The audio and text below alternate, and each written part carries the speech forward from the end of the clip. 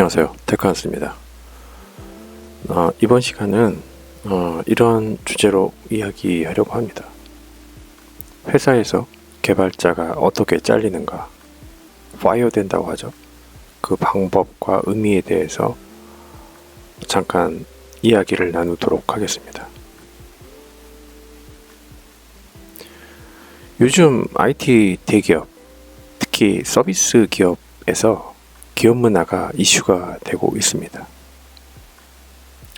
우리들이 그렇게 가고 싶어 했었던 그런 대기업, 서비스 기업, 네카라쿠베라고 얘기할 수 있는 대표적인 기업에서 이렇게 기업 문화가 이슈가 되고 있습니다. 특히 이번 시간은 개발자나 엔지니어가 실제로 현업 자리에서 어떤 과정으로 밀려나는지, 어떻게 잘리는지, 파이어 되는지 알아보도록 하겠습니다.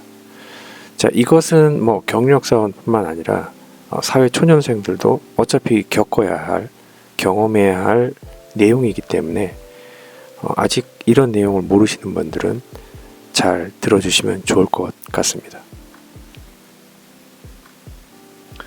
앞에서 얘기한 서비스 기업, 대기업 이외에 넥슨이라는 회사에서도 최근에 무더기 대기 발령에 대한 이슈가 갑자기 언론에서 터져 나오면서 좀 이슈가 되고 있습니다.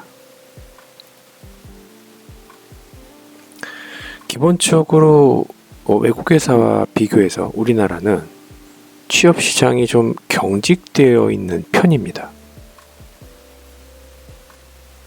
다시 말해서 회사를 쉽게 들어가고 쉽게 나가는 형태가 아닙니다.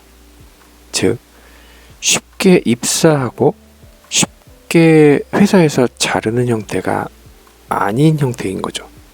우리는 이런 형태가 고용의 모습이 경직되어 있다라고 표현을 할 수가 있습니다. 이것은 좋다 안 좋다를 떠나서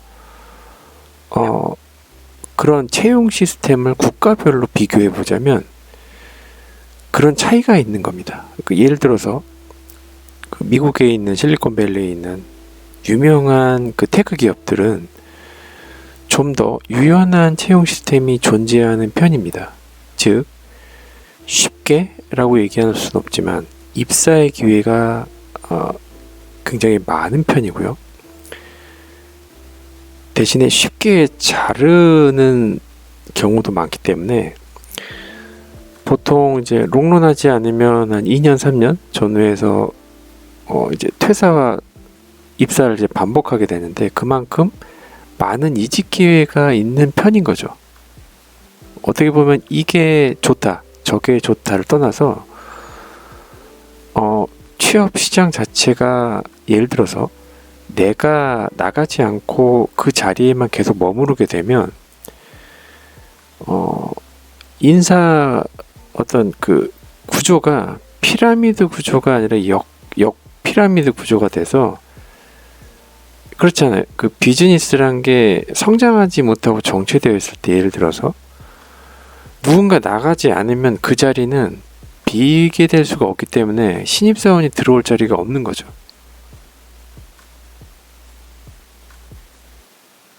제가 올린 영상 중에 아마존의 PIP라는 그런 영상이 있는데 이 PIP가 그렇습니다. 퍼포먼스 임프루먼트 프로그램이라고 저성과자를 대상으로 회생 기회를 한 6개월 정도 주거나 그 안에 그 회생 기회를 살리지 못하는 과제가 있어요. 과제가 있는데 그거를 살리지 못하면 내보내는 시스템입니다.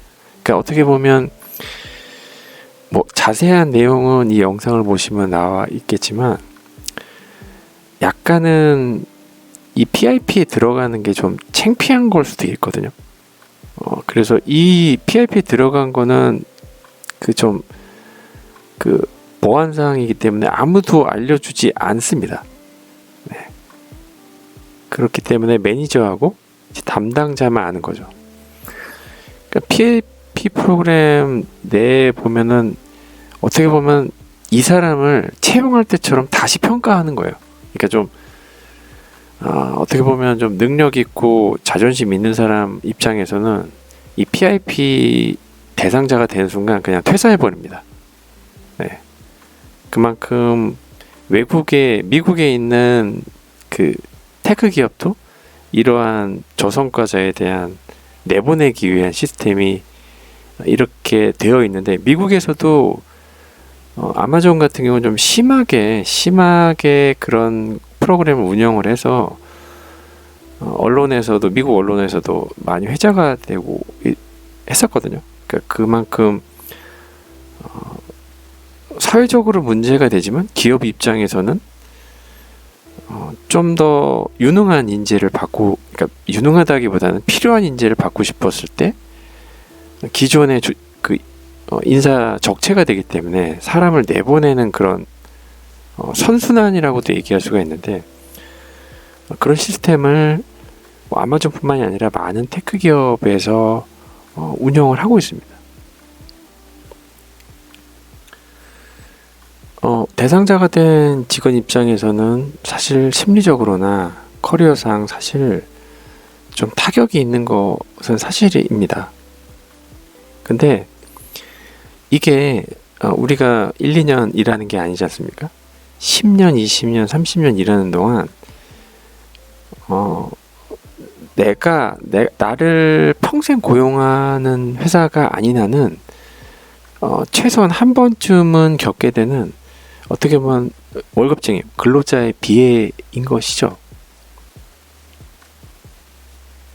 이것이 제가 항상 이제 강조하는 창업의 이유, 즉 연차가 차게 됐을 때 어떻게 보면 험한 꼴이죠. 험한 꼴을 당하지 않기 위해서는 자기가 창업하는 것, 자기의 경험들, 자기의 난리지들이 계속 쌓일 수 있는 그 창업이 중요하다는 거죠. 왜냐하면 어떤 식으로든지 특정 회사에서 나오게 되면 또 다른 회사에서 유사한 커리어로 시작하지만 기존에 가지고 있던 지식과 경험은 사실 100%를 다 살리지 못하거든요. 한 30-40% 정도, 많으면 30-40% 정도 가지고 그 다음 회사에서 또 다시 이어서 이렇게 올라가게 되는데, 그 버리는 경력들이 사실 굉장히 아깝거든요. 그게 개인적으로나 사회적으로 또는 회사적으로도 좀 낭비인 거죠.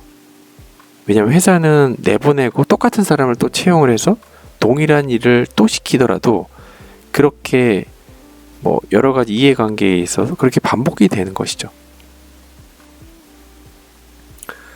그래서 넥슨 같은 경우 또는 여기 이제 카카오 같은 경우도 이제 알파트 인사팀으로 대기 발령 낸다고 하죠. 그러니까 예전이나 지금이나 거의 비슷해요. 그게 대기업이든 중견기업이든, 중소기업은 모르겠어요. 좀 작고 가족 같은 분위기일 수 있기 때문에. 근데 이제 규모가 커지면 이렇게 대기 발령이 많습니다. 근데 이제 넥슨 같은 경우는 아시다시피 게임 회사다 보니까 게임 회사는 굉장히 터프해요. 모든 게 이제 신작 게임에 맞춰서 딱 정해져 있잖아요. 개발자, 디자이너, 기획자. 이 세 파트의 구성원들이 하나의 게임. 예를 들어서 배틀그라운드다. 옛날 같으면 또 배틀그라운드도 그런 그 초기 시즌이 있었겠죠. 그래서 게임 쪽은 결국 창업하기 위해서는 그런 프로젝트 단위로 개발자, 디자이너, 그리고 기획자 이런 식으로 구성을 해서 보통 게임 회사를 스타트업으로 시작을 하죠. 그러듯이 이런 시스템을 넥슨에서는 사내에도 도입한 거죠. 그게 지금 좀 이슈가 되고 있는 건데, 그게 저는 근로자 입장에선 당연히 불리하죠. 굉장히 불리한 그런 입장인데, 근데 어느 회사나 어느 조직이나 들어갔을 때나 근로자는 약자의 위치일 수밖에 없어요.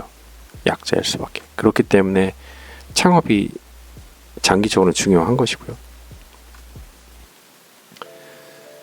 계속적으로 이것은 결국 근로자 당사자에게 굉장히 많은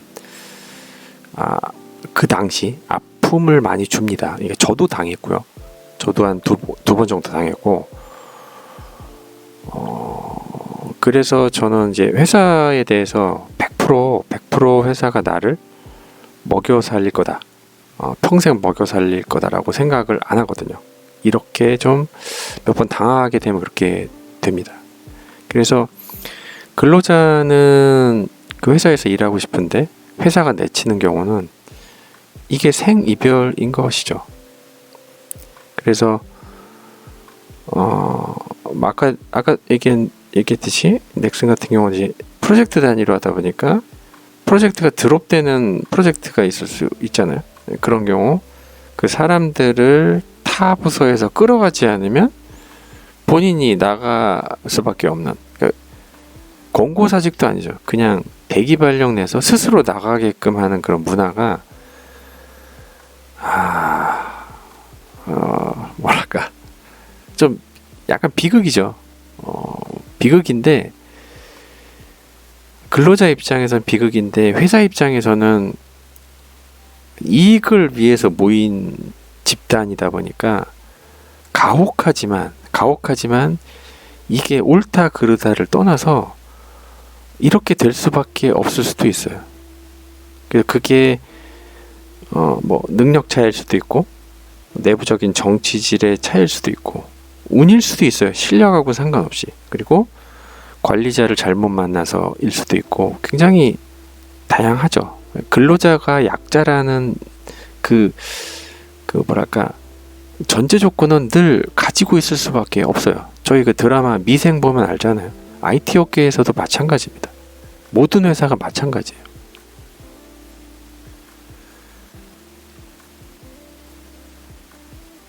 그래서 이런 부분에 대해서 너무 깊게 상처를 갖고 근로자 스스로 너무 깊게, 그 당시엔 기분이 나쁘지만 근로자 스스로 너무 깊게 생각할 필요도 없어요. 사실 그러려니 하고 회사가 나한테 줄 수 있는 게 무엇인가에 대해서 좀 포커스를 맞춰서 나도 회사도 시스템적으로 날 대하듯이 나도 시스템적으로 그들에게 요구할 거 요구하고 나오면 되는 거거든요.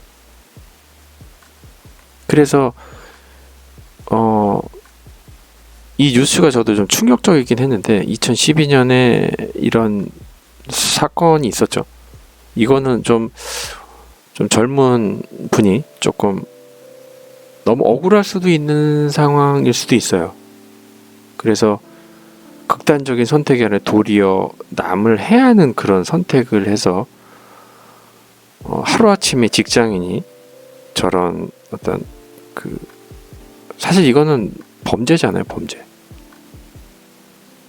이렇게 나쁜 길로 들어서게 되는 극단적인 케이스도 있는데 여기서 포인트 하나를 이제 찝어보자면 우리가 퇴사에 대해서 이야기할 때 좋은 기업과 나쁜 기업이 나뉘게 돼 있어요. 그러니까 입사를 할 때만 좋은 기업, 나쁜 기업, 연봉을 많이 주고 적게 주고 뭐 이런 기준이 있는 게 아니라 퇴사할 때도 좋은 기업과 나쁜 기업이 있습니다. 그러니까 좋은 회사는 공고사직을 시키면서도 그 근로자에게 위로금을 주고 그 위로금으로 인해서 회사에서 퇴사한 다음에 그 퇴사를 당한 그 회사에 대해서 욕을 하지 않도록 감정적으로 추스릴 수 있도록 이런 금전적인 배상을 줍니다. 이게 어떻게 보면 좀 물질 만능주의일 수도 있는데 이게 어느 정도 위로가 충분히 된다고 생각을 저는 합니다. 그러니까 장기적으로, 단기적으로는 화가 나지만 근로자 입장에선 이런 것들을 챙기는 것, 또한 그 퇴사를 시킨 회사도 이러한 근로자를 이렇게 약간의 케어를 해주고 내보낸다는 게 굉장히 좋은 회사이라는 거죠.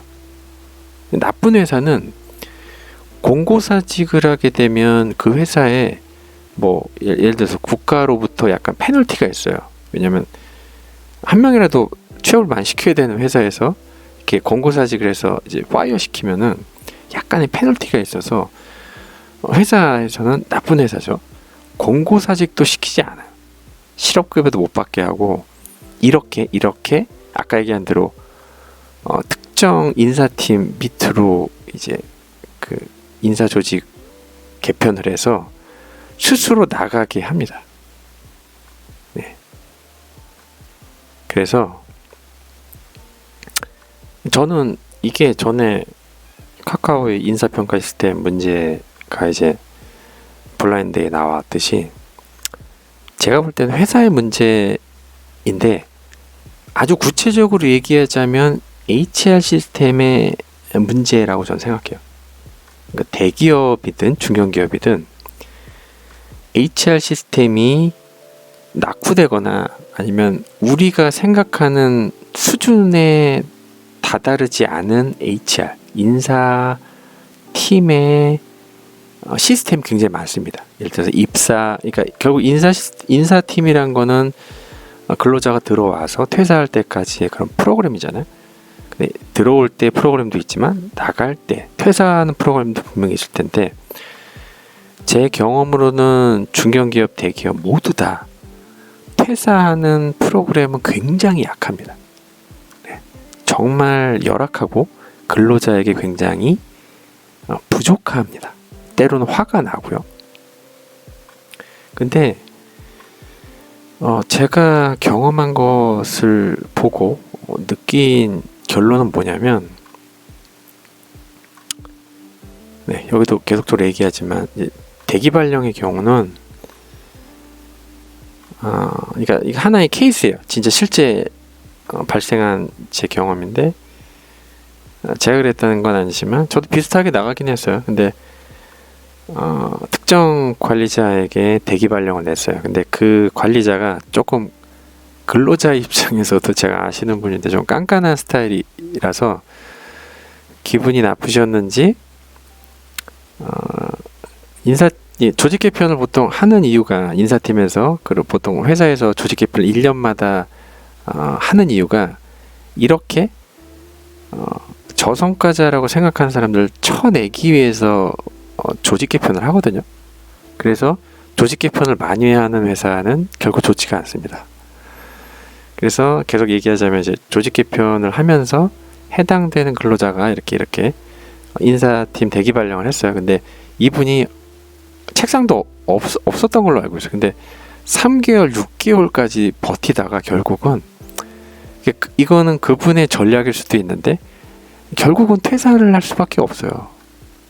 왜냐하면 그 회사는 내 회사가 아니니까, 내게 아니니까 근로자는 약자일 수밖에 없는 거죠. 그것을 제가 뭐 신입사원은 아니고 대리나 과장 때 이런 걸 보고 굉장히 좀 씁쓸했습니다. 왜냐하면 나도 그렇게 당할 수 있다라고 생각을 했고 결국 그 회사에서 저도 이 정도 수준은 아니지만 비슷한 그림으로 나오게 됐어요. 공고사직도 아니고 자발적으로 나가게끔 하는 그런 어떻게 보면 지금 생각하면 나쁜 회사의 선례로 좀 기억이 남는 그러니까 회사 자체는 좋았는데 퇴사 프로그램이 굉장히 열악했었던 거죠. 결국 근로자가 회사를 이기기는 어렵습니다. 굉장히 힘듭니다. 그래서 제가 회사에 입사하는 것만으로 끝나는 게 아니라 회사에 들어갔으면 회사에 계속 올인해서 정년까지 갈 수 있는지 타진해보고 그게 여의치가 않으면 내 비즈니스, IT 산업 내에서도 뭐 만들 수 있죠. 자기 사업을 한다거나 아니면 자기가 좋아하는 취미를 좀 확장시키거나 아니면 자기가 뭐 요식업에 뭐 관심이 더 있다면 글로 할 수도 있고 자기가 스스로 대비를 하지 않으면 회사는 그 근로자에 대해서 평생 책임져 주기가 어렵습니다. 뭐 능력이 되면 그렇게 다른 회사로 이직하는 것이 답일 수도 있지만 사실 경력자도 마찬가지지만 스트레스가 이만저만이 아니죠, 사실은. 그게 생계니까. 그래서 뭐 사회초년생들 같은 경우도 이게 남의 얘기라고만 생각할 게 아니라 5년 후, 10년 후에 유사한 경우를 정말 결국 당하게 됩니다. 이런 이야기를 사실 많이들 하지 않기 때문에 그냥 뭐 이런 뭐 코딩 테스트나 뭐 인터뷰 얘기만 왕창 하는데 사실 5년 후, 10년 후 훅 가거든요. 결국 아까 얘기한 대로 자기 비즈니스가 없으면 이런 어려운 환경 속에서는 근로자의 위치는 이렇게 약자인 것이다. 네. 그래서 우리 모두 이렇게 어렵습니다. 그래서 좀 스마트하고 영리하게 커리어를 끌고 나가려고 하면 여러 가지 스스로도 전략을 많이 세워야 되고, 그 중에 하나가 아까 얘기한 창업의 길을 저는 추천을 드리는 것입니다. 감사합니다. 테크한스였습니다.